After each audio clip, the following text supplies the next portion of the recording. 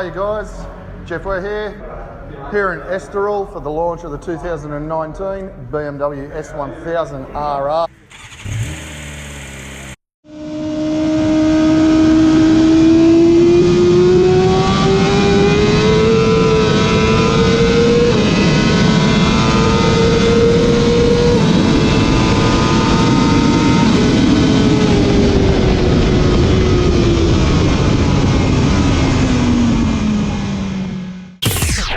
You might remember way back in around 2010 when BMW brought this bike out and pretty much rewrote the superbike rulebook because everything was, much lower horsepower, and BMW just came along and went, here you go, have a world superbike, have a whole bunch of electronics and go and scare yourselves stupid. So ever since that bike came out, I went to Portugal to the launch of that bike and I was mind blown myself. We've been getting more bits and pieces, better electronics, improvements to the engine, the rideability, the power delivery, more mid-range and things like that. But this is the first time after a few updates over the years that we've had a completely new S1000RR. In fact, I think every part on the bike, just about from front to back, is a new part.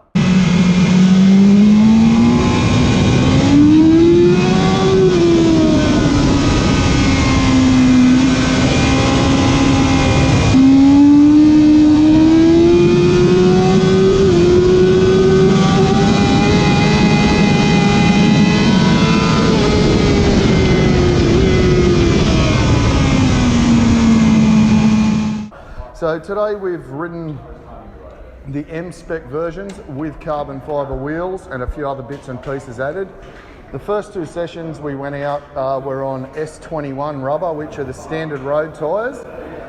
Plus we had a few laps this morning with 250 legend Jürgen Fuchs to show us the way around the circuit, so that was pretty interesting.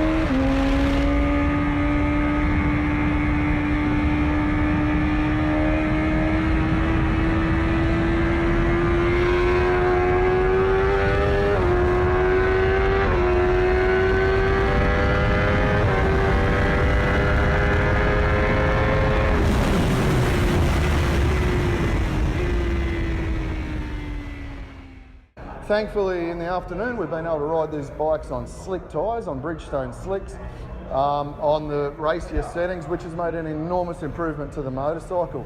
So on the S21s this morning, to be honest, we were just struggling for grip. The rear tyres were chewing out. We had to have the electronics on a very, very moderate setting, so the bike just wasn't reaching its potential. But it gave us an idea of what the customers might have at ride days and what people on the roads might experience in cooler weather and things like that. But it wasn't until the afternoon that we got slick tyres that we really got some excitement out of these motorcycles. We had a really fantastic time. the first thing I'll notice about the bike is, yeah, it's got this mid-range punch and this urgency off corners now that it didn't have before, but it's still got the massive top-end kick, thanks to the amazing cam timing system. So it's kind of got the best of both worlds now. Handling wise, it feels lighter, it's more flickable, it's easier to turn into the corners, it's lost that tankiness that it used to actually feel like quite a heavy motorcycle, and it's pretty much lost that now. Once it was on the slick tyres and we had a bit of grip, it was so nimble, easy to change direction on, really stable, amazing bike to ride.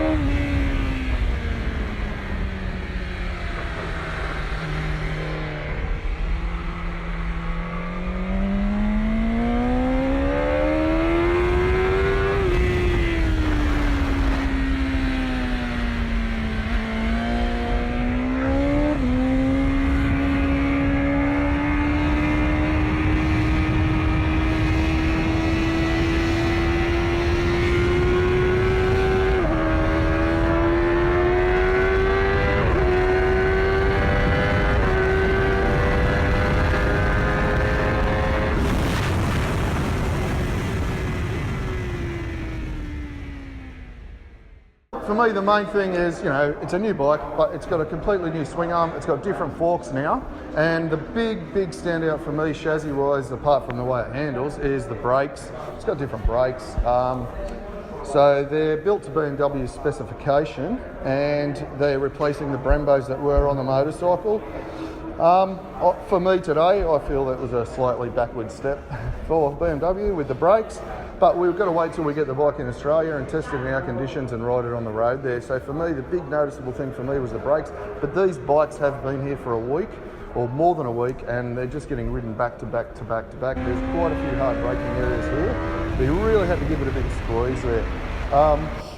I'm not tired on the bike.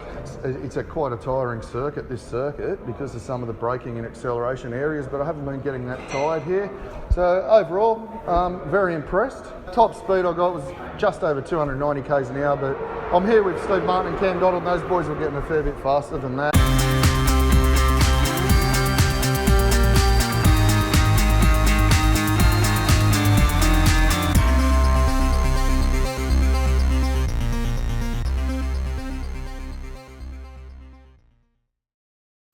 Don't forget to subscribe to this channel. Give us a like. Tell us about your BMW experience. If you're thinking about buying one, or if you've had previous models, we always like to hear that stuff. Don't forget to subscribe.